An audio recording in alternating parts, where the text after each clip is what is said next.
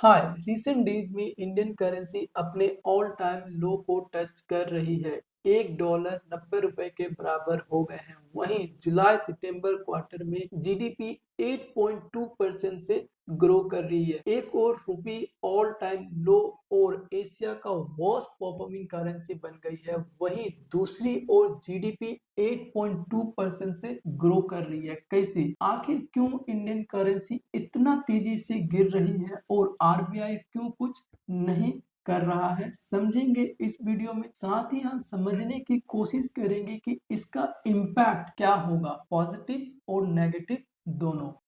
जब 1947 में देश आजाद हुआ तब $1 3 के बराबर थे। उसके बाद इंडिया ने कई पॉलिसी चेंजेस किए और उसके साथ करेंसी का वैल्यू भी चेंज होता रहा। इंडिया ने जो सबसे मेजर पॉलिसी चेंज किया वो 1991 में एलपीजी को इंट्रोड्यूस करके किया। एलपीजी मीन्स लिबरलाइजेशन, प्राइवेटाइजेशन और ग्लोबलाइजेशन। सिंपल शब्दों में बात करें तो इंडियन इकोनॉमी को वर्ल्ड के लिए ओपन कर दिया गया। उसके बाद इंडियन रुपी लगातार गिरती रही और जब 2014 में मोदी गवर्नमेंट पावर में आई तो $1 55 के बराबर था। वहीं आज $1 90 के बराबर हो गया है। कैसे $1 90 के बराबर हो गया है, यह समझने से पहले हमें यह समझना होगा कि आखिर करेंसी का रेट डिसाइड कैसे होता है, करेंसी का जो वैल्यू है वो कौन और कैसे डिसाइड होता है। करेंसी भी एक तरह की कमोडिटी है और इसे भी मार्केट में ट्रेड किया जाता है। और जैसे बाकी कमोडिटी का मार्केट प्राइस या वैल्यू डिमांड और सप्लाई यानी मार्केट फोर्सेस डिसाइड करती है, उसी तरह करेंसी का भी वैल्यू मार्केट फोर्सेस ही डिसाइड करते हैं। लेकिन कई कंट्री ऐसे हैं जो अपने करेंसी का एक्सचेंज रेट को ओपन नहीं करती है और वहां के सेंट्रल बैंक एक्सचेंज रेट को डिसाइड करते हैं। समझेंगे आगे। करेंसी को मैनेज करने के लिए तीन मेथड्स हैं। जो पहला मेथड है वो है फ्लोटिंग रेट। फ्लोटिंग रेट में सेंट्रल बैंक कोई भी मेजर रोल प्ले नहीं करता है और मार्केट फोर्सेस ही, डिमांड सप्लाई ही करेंसी का वैल्यू डिसाइड करती है। यूके, यूएसए और कई अदर कंट्रीज इस फ्लोटिंग रेट को फॉलो करती है।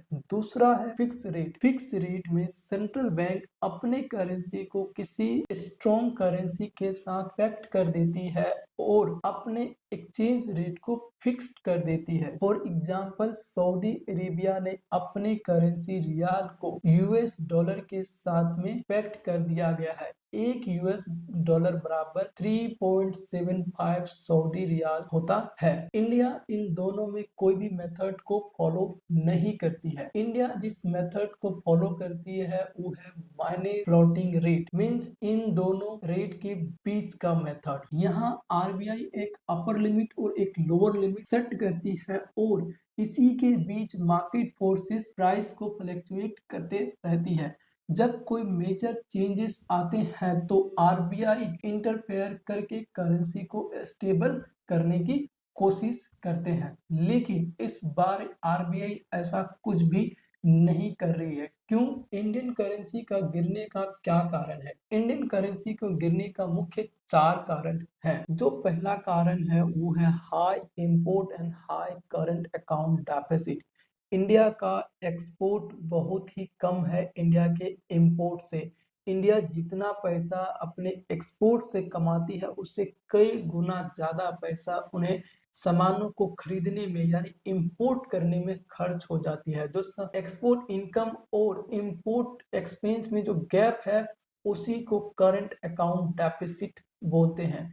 इंडिया का करंट अकाउंट डेफिसिट होने का मेन कारण है high dependency on oil and gold import. India सबसे ज्यादा ऑयल एंड गोल्ड इंपोर्ट करता है। दूसरा कारण है वो है एफपीआई का outflow. FPI means foreign portfolio investors. सिर्फ दिसंबर मंथ में फॉरेन इन्वेस्टर्स ने $2 बिलियन से ज्यादा का स्टॉक बेचकर पैसा बाहर लेके गया है। आखिर क्यों?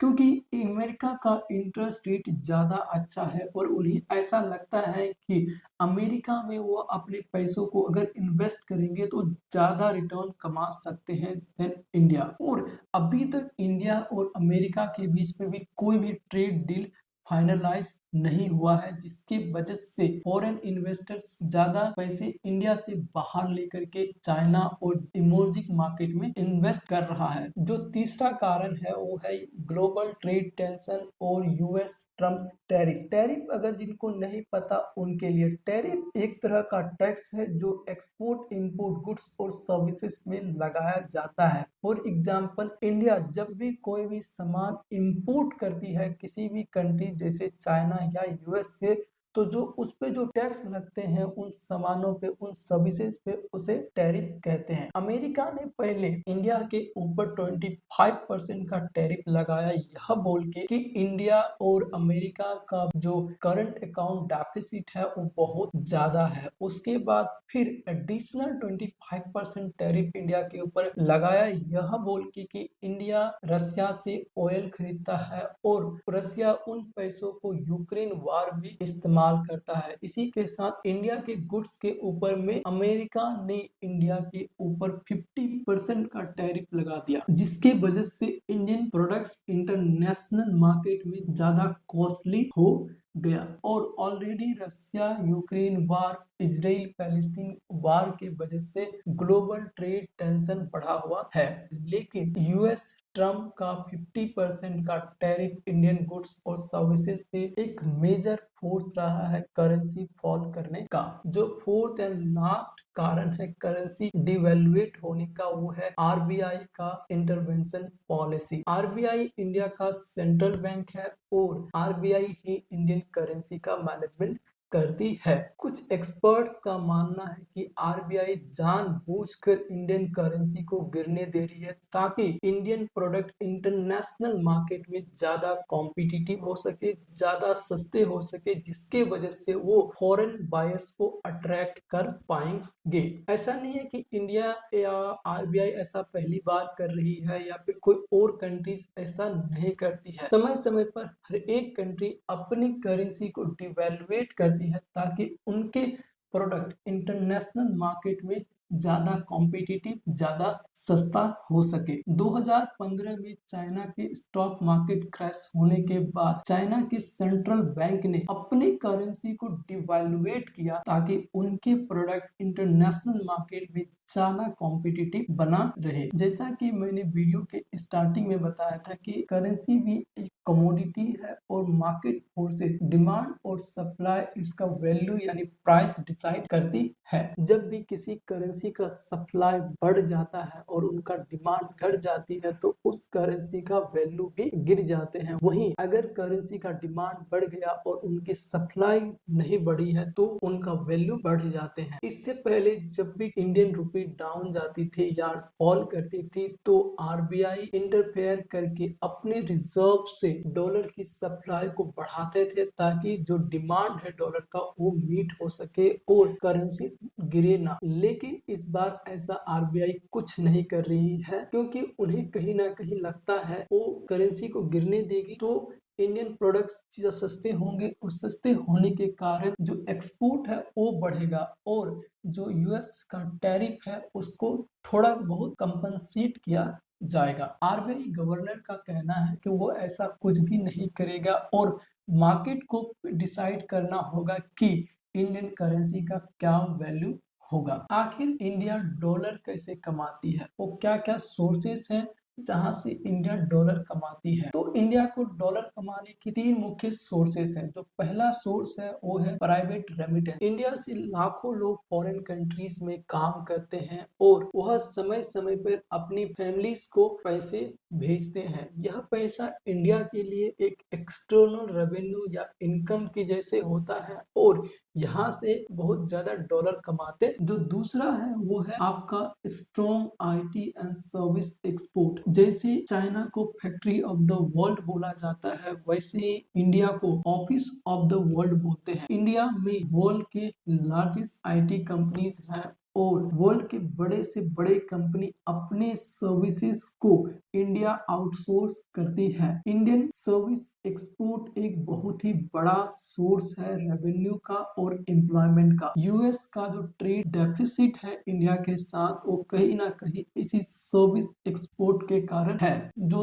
थर्ड सोर्स है डॉलर कमाने का, वो है एफडीआई। एफडीआई मतलब फॉरेन डायरेक्ट इन्वेस्टमेंट। इंडिया कई तरह से फॉरेन डायरेक्ट इन्वेस्टमेंट रिसीव करता है। फॉर एग्जांपल, जब कोई फॉरेन कंपनीज अपने ऑफिस, अपना फैक्ट्री इंडिया में सेटअप करना चाहती है, तो जो पैसा उसे इन्वेस्ट करता है, या कोई एग्जिस्टिंग कंपनी से पार्टनरशिप करती है, या फिर स्टार्टअप कंपनी में इन्वेस्ट करती है, तो जो पैसे वो लगाते हैं वो एफडीआई का ही पार्ट है। एफडीआई फॉरेन डायरेक्ट इन्वेस्टमेंट और एफपीआई फॉरेन पोर्टफोलियो इन्वेस्टमेंट, जो डिफरेंस है वो है एफडीआई डायरेक्ट इन्वेस्टमेंट होता है और लॉन्ग टर्म के लिए होता है, वही एफपीआई स्टॉक मार्केट में इन्वेस्ट होता है जो शॉर्ट टर्म के लिए इन्वेस्ट करते हैं। अब हम समझने की कोशिश करते हैं कि जो करेंसी डिवैल्यूएशन का जो इम्पैक्ट होगा वो क्या होगा, पॉजिटिव और नेगेटिव दोनों को। पहले पॉजिटिव को समझते हैं, फिर बाद में हम नेगेटिव को समझेंगे। जो पहला पॉजिटिव इम्पैक्ट है वह है इंडिया का एक्सपोर्ट बढ़ेगा। जब करेंसी डिवैल्यूएट होती है तो यहाँ के जो सामान सस्ते होंगे, और जब सामान सस्ते होने के कारण फॉरेन